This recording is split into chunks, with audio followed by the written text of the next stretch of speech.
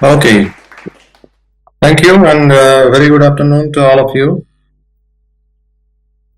Let's get started. The topic is about the AI applications in power system monitoring.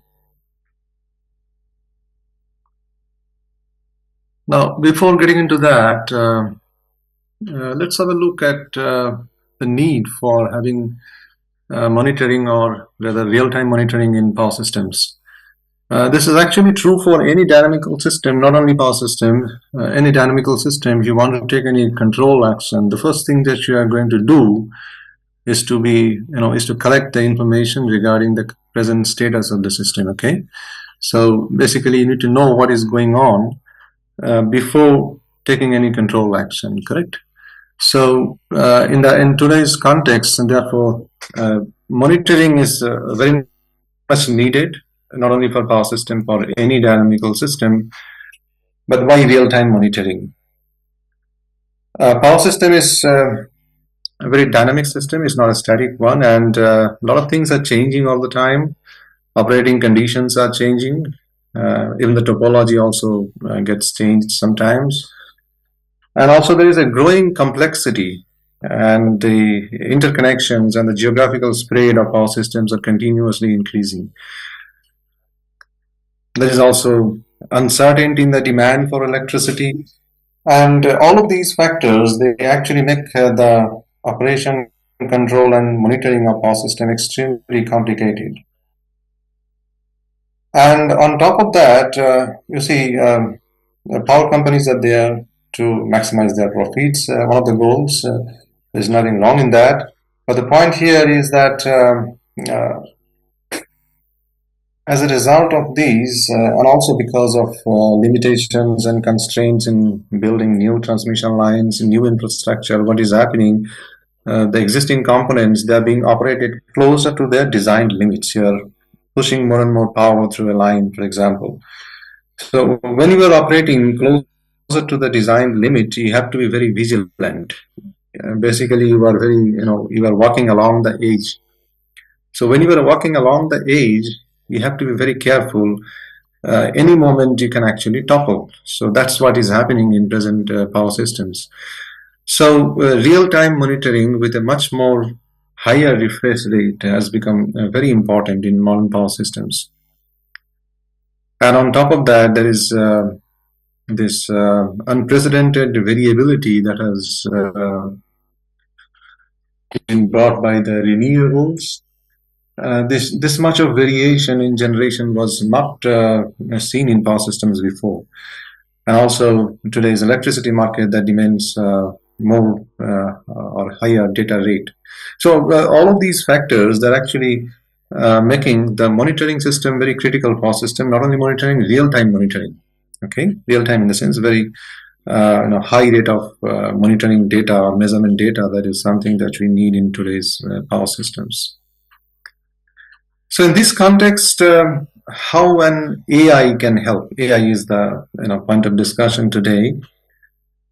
One thing is that there is enormous amount of measurement and sensing information being collected at the control center. So basically, we are going to already started facing the so-called big data problem. Okay, I'll talk a little bit on this big data problem because that is the whole reason we started thinking about using AI in monitoring applications for power systems. And there is also another reason why AI is becoming more popular nowadays. See, power system is basically about balancing the load and generation, and in the process, we need to make sure that all of our parameters, system parameters, remain within limits. Okay, so this balancing between load and generation is an extremely important consideration in power systems, and with these rapidly fluctuating renewables coming into the picture, load balancing has become very difficult in modern power systems. Not only that, loads are also always fluctuating, and it has been seen that with a much more the load forecasting and generation forecasting, renewable generation forecasting, can be done much more efficiently with the use of artificial intelligence techniques compared to the traditional methods, for example, time series. Okay. Another factor that is fueling the usage of AI in power systems is the fact that, of course, the power system has been already nonlinear, but the nonlinearity is actually increasing with the penetration of renewable generation. Why so? See, almost invariably, all these renewables, they are integrated to the grid through converters. This converter interfaced generations, or CIGs. Okay. Now, the CIGs, power electronic devices, they're highly nonlinear devices. Okay. And in fact, when for example, if there is a fault and we demand more current from the CIG, the maximum current actually gets clamped at, let's say, 120% or 130% of the normal value. So there is a hard limit that suddenly comes into picture. So that limit-induced nonlinearity or discontinuities are also something that we have to deal with now. And AI has been proven to be much more efficient in terms of dealing with nonlinear systems. Okay. Also, as the system operating conditions are changing all the time, the self-learning or adaptive capabilities of some of the AI algorithms, for example, recurrent neural networks, Hopfield networks, so they make very attractive alternatives to conventional algorithms. Okay, so mainly these are the motivations for getting into AI applications or increasing penetration of these AI applications in power system monitoring. We'll limit our discussions only on monitoring problem today. So basically, when the entire discussion arises because we are having to deal with a tremendous amount of information, the big data problem. Okay, monitoring is basically basically it's about extracting useful information from the data that is coming to the control center. But this data that is coming to the control center now, it's extremely high in or large in volume and complex. And the traditional algorithms may not be sufficient to analyze or visualize this data. Visualization, for example, is an extremely important part of the analytics or monitoring. And how do what characteristics of big data we are talking about? First thing is volume. Tremendous amount of information is coming because the data refresh rate has increased. And also the number of sensors, number of measurement devices and sensors. Velocity, that is the high refresh rate of the measurement data. Variety, this is a very critical factor. Nowadays, we are not talking about electrical parameters only. There are also other parameters that we have to take into account. Heat, for example, combined heat and power, power system. Gas, also natural gas, that is something again. Water, that also may be taken into account. And the type of data that is coming to these different types of measurement devices that are not easy to combine. So these are some of the challenges that we'll have to face when we are dealing with these big data. Okay. Towards the end, we'll quickly go through a real-life scenario where we can see how these different types of data can be generated or how they come to the control center. And measurement in sensing, of course, this is the main source of this big data, but that's not the only one, as we see here. The grid analytics, you see, today's the state-of-the-art processors or fast processors, we can very quickly run the analytics. For example, if you are doing a contingency analysis, load flow, security assessment, stability assessment, all of these analytics can be completed within a very short period of time with the state-of-the-art processor, or even by using parallel processing capabilities. Okay, so that itself generates a lot of information, market data, weather information that has become extremely important, especially with the integration of the renewables. maintenance, asset management data, cyber security logs. This has become very important nowadays. One has to keep track of the cyber attacks and also take necessary protection mechanisms, right? So these are the information that are actually leading to the formation of these big data problem. Now coming to the analytics where these AI can be useful, I have included only a few here. The first thing that came to my mind is the state estimation, because that's the most critical, probably the most critical application based on which we take control actions or take decisions about the system. Okay, and a state estimator tells you what is the existing status of your system, right?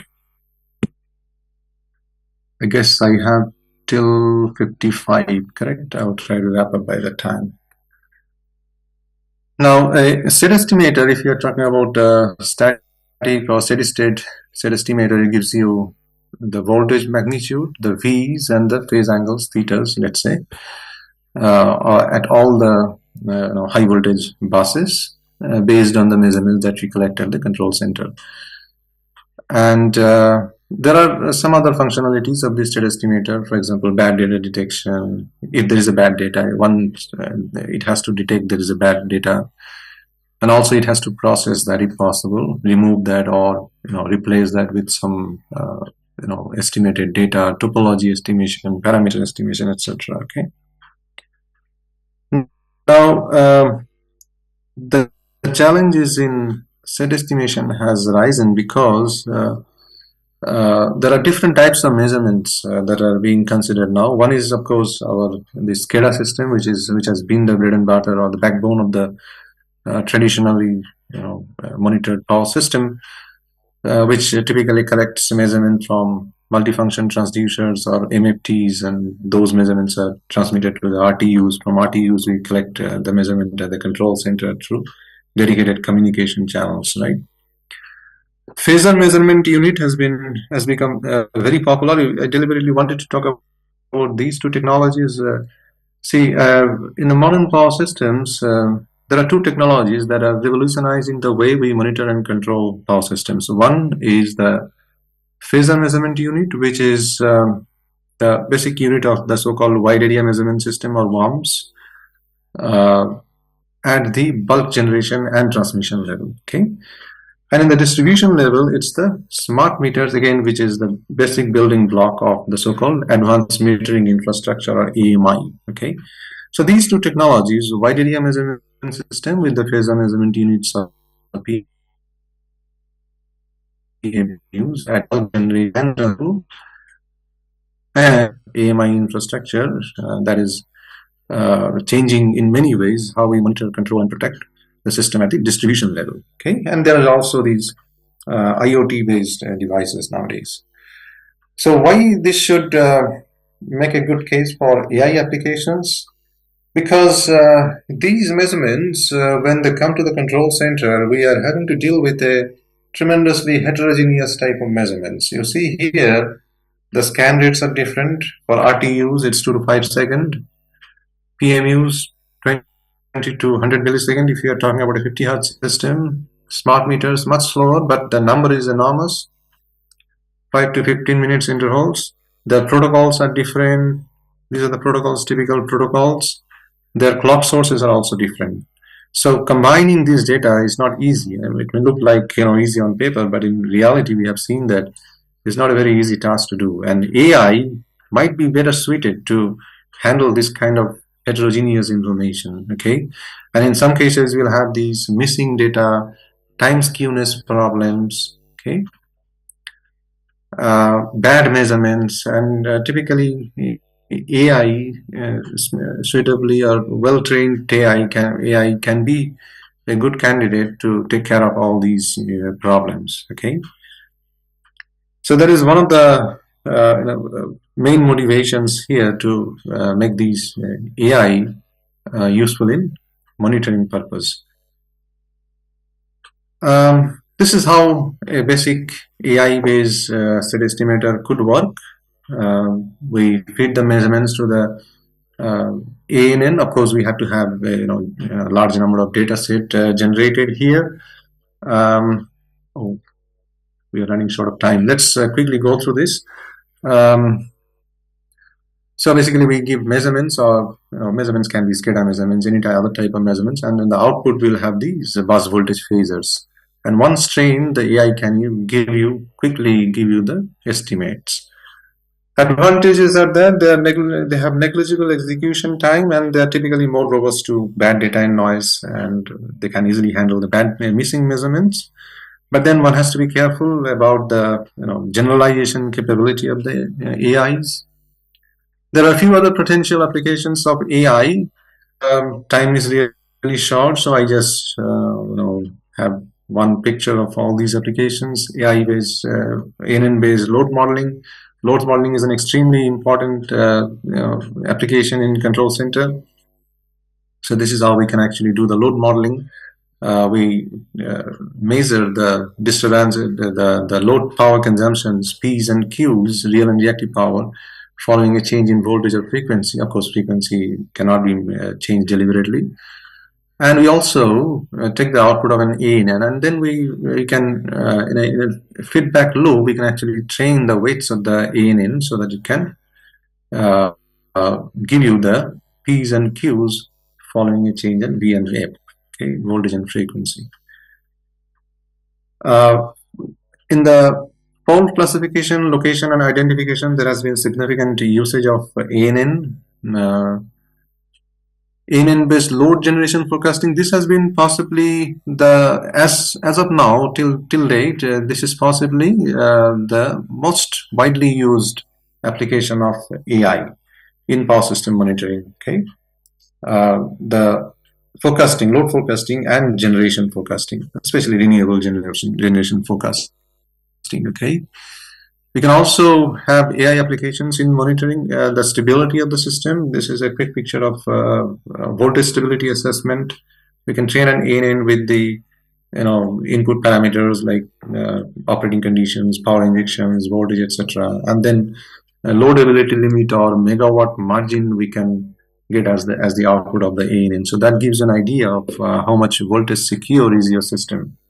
Okay, this is a growingly popular application, non-intrusive load modeling or load monitoring. Okay, you just have to capture the data from a house, and then using advanced AI applications, you can actually segregate the appliance characteristics. Okay, just by looking at the aggregate P and Q measurement, and also maybe voltage disturbances, etc. You can figure out whether you are running your refrigerator, whether you are watching TV, whether you are washing clothes in your washing machine and all. Of course, there is a privacy issue here. We have to be very careful about this, but from the utilities point of view, it's a very important or useful application. Without getting into the consumer's premises, you can actually, just by looking at the meter data, you can actually segregate the usage. You can figure out what the consumer is doing inside the houses, or what kind of appliances are being used. So that's basically about these non-intrusive load monitoring. Okay, this is also another important application of AI. Okay, I'll conclude with a very quick discussion regarding one of the real life scenario here. In IIT Kanpur campus, we have a smart distribution system. This is actually one of the smart city pilots. We were the only academic institute that completed one of the smart city pilots. It has 4 components: SCADA, AMI, home automation, and rooftop PV, and all these components are integrated in the control center. This has been used as a training and demonstration platform for utility engineers and academicians. This is about the electrical system that we have. We have now 12 number of substations. All are under SCADA now. We have RTUs installed. We have a full-fledged control center. This is the architecture of our smart distribution system. And we also actually went inside the houses and implemented demand response. We had customized distribution boxes. I think we have a picture here. So this is the overall system integration scheme. Let's go ahead. So this is the picture I wanted to mention.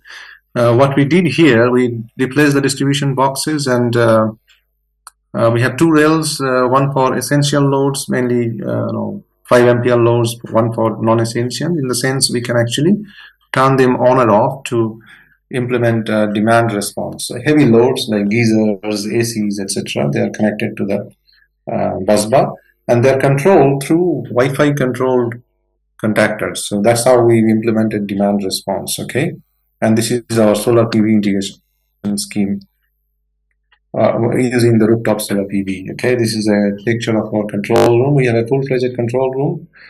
So the reason why I mentioned here is that the kind of information that we are now getting in the control center, we can get SCADA data. We also have, I think, around 10 PMUs installed in the campus. So we have data from SCADA, we have data from PMUs, smart meters.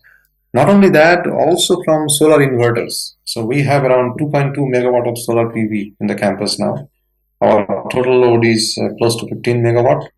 So different types of information are coming to the control center. So now the question is about how to handle this big data. So we saw that AI can be a very important and useful tool here. Okay.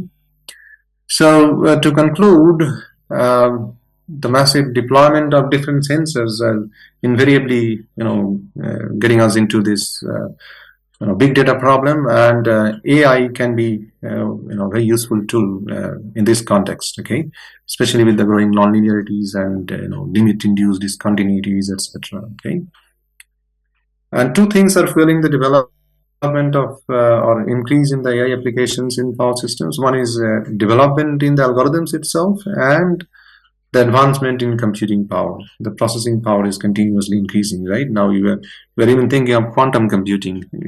That can, be a significant push for AI applications.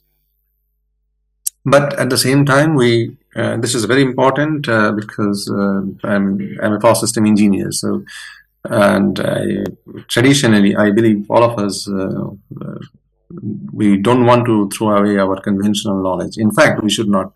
So I think a hybrid approach where we can combine our traditional and conventional engineering knowledge with the AI algorithms. One quick example that came to my mind is the so-called physics-informed neural network. But actually, let's say you are modeling a generator, you can actually model the swing equations or maybe higher order equations in the neural network. Okay, so that is also possible.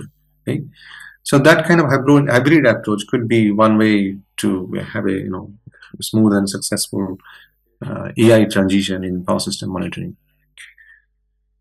So that's all I have. If there is any question, please feel free to ask. Thank you.